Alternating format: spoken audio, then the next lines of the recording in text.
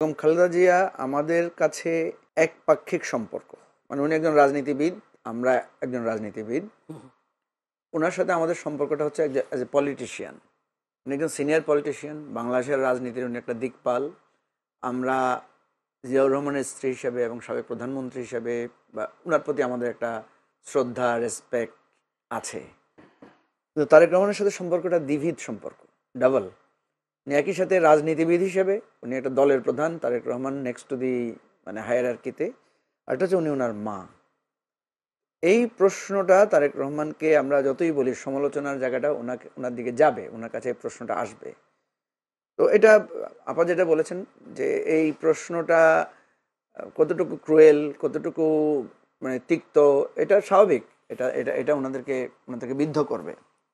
এখন প্রশ্ন হচ্ছে যে এটা অন্য কোনো সময় হলে, যেমন এর আগে উনি অসুস্থ ছিলেন, উনি তখন আসতে পারছেন না, তখন স্বাভাবিক একটা যৌক্তিক জায়গা আছে যে উনি ওনার জীবনের ঝুঁকি আছে, ওনার মামলা আছে, উনি আসলেই তো এয়ারপোর্ট থেকে তো উনি মাকে দেখতে যেতে পারবেন না, ওনাকে তো জেলখানায় নিয়ে যাবে তখন জোর করে, কিংবা ওনাকে মানে হত্যারও মানে হুমকি ছিল। এখন প্রশ্ন হচ্ছে এখন স্ট্যাটাসটা কি বদলেছে না এখনো আগের স্ট্যাটাস আছে? পাবলিকলি আমরা যতটুকু জানি ওনার মামলা সব শেষ হয়ে গেছে, উনি নির্দোষ প্রমাণিত হয়েছেন, ওনার মামলা প্রত্যাহার হয়েছে। আরেকটা যেটা জানি যে ওনার দলের অবস্থান যেটা আছে, সেই জায়গা থেকে দলের অবস্থান, নেতৃবৃন্দ এখন যারাই আছেন সবাই মোটামুটি ঝুঁকিমুক্ত অবস্থায় আছেন। তাহলে এখন একটা থ্রেট হতে পারে যে আগের স্ট্যাটাস এখনো কন্টিনিউ করছে, যার কারণে উনি আসতে পারছেন না। আরেকটা হতে পারে উনি ওখানে যেই লিগ্যাল পজিশনে আছেন সেখানে হয়তো আপনার ব্রিটিশ গভর্নমেন্টের কাছ থেকে উনি হয়তো কোনো ছাড়পত্র পাচ্ছেন না, বা সেখানে এক ধরনের ব্যাপার আছে।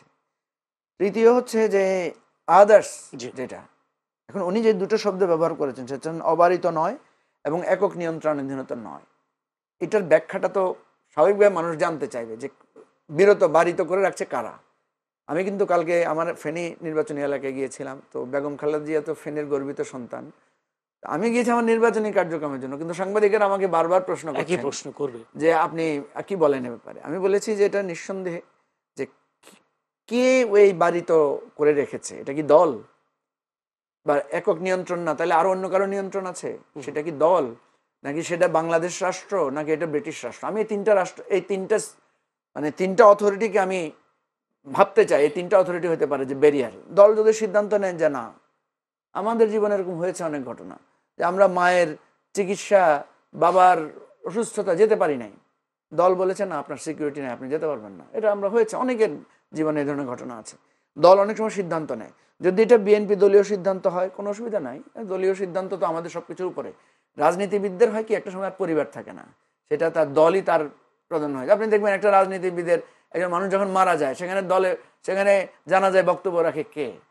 বক্তব্য রাখে তার সন্তান, তার স্ত্রী মারা গেলে স্বামী বক্তব্য রাখে বা পিতা বক্তব্য রাখে। পলিটিশিয়ানদের অলওয়েজ দেখবেন রাজনৈতিক নেতার দাঁড়ায় আছে এখানে, সেই দাঁড়াবে। আমার যদি মৃত্যু হয় মানুষ চাইবে না যে আমার সন্তান ওখানে কি বলছে, মানুষের প্রধান থাকবে আমার দলের নেতারা আমার মৃত্যু সম্পর্কে কি বলছে, এটাই সাধারণত হয়। তো এখানে আমি যেটা মনে করি যে এটা ক্লিয়ার হওয়া দরকার। এখন বিএনপি যদি ক্লিয়ার না করে বা উনি যদি ক্লিয়ার করতে না চান সেটা তো অন্য ব্যাপার।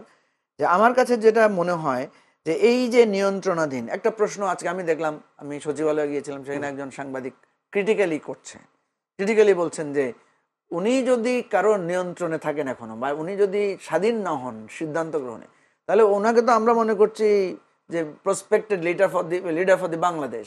আমরা তো মনে করছি যে বাংলাদেশ ওনার হাত ধরে একটা নতুন অধ্যায়ে যাবে। তাহলে ওনার যদি নিয়ন্ত্রণ নিজের কর্তৃত্বের মধ্যে না থাকে, তাহলে রাষ্ট্রের উপরে ওনার নিয়ন্ত্রণ কিভাবে নেবে? এই ক্রিটিক গুলো আসবে। কিন্তু আজকে পররাষ্ট্র উপদেষ্টাকে সে প্রশ্ন করেছে, সেই জন্য আমি বলছি যে বিএনপি হয়তো এটা ক্লিয়ার করবে। এবং এই স্টেটমেন্টটা আমাকে যদি আপনি বলেন যে ঠিক আছে আমি যদি বিএনপির নীতি নির্ধারণী লোক হতাম, আমি এ ধরনের স্টেটমেন্ট মানে দিতাম না, যেটা আরো বেশি প্রশ্ন তৈরি করবে। কারণ উনি ওনার মা অসুস্থ, চিকিৎসার সার্বিক খোঁজ খবর নিচ্ছেন। ভাই, মায়ের থেকে কি মাসির দরদ বেশি? আমার চাইতে কি খালেদা জিয়ার প্রতি কি আমার যতই দরদ থাকুক সেটা কি কখনো জোবাইদা রহমান তারেক রহমানের চাইতে বেশি হবে না? তো তাহলে ওনারাই তো সিদ্ধান্ত নেবেন কোন পরিস্থিতিতে উনি আসবেন না আসবেন, সেটা নেবেন। কিন্তু এই স্টেটমেন্টটা হওয়াতে যেটা হয়েছে, দুইটা শব্দ খুবই মানে কনফিউশন সৃষ্টি করছে। একটা হচ্ছে অবারিত, আর একটা হচ্ছে নিয়ন্ত্রণাধীন। এই জায়গাটাই মানে আর কথা মনে হচ্ছে এটা পলিটিক্যালি এটা একটা কোনো জায়গায় প্রশ্ন তৈরি আছে বলে মনে হচ্ছে।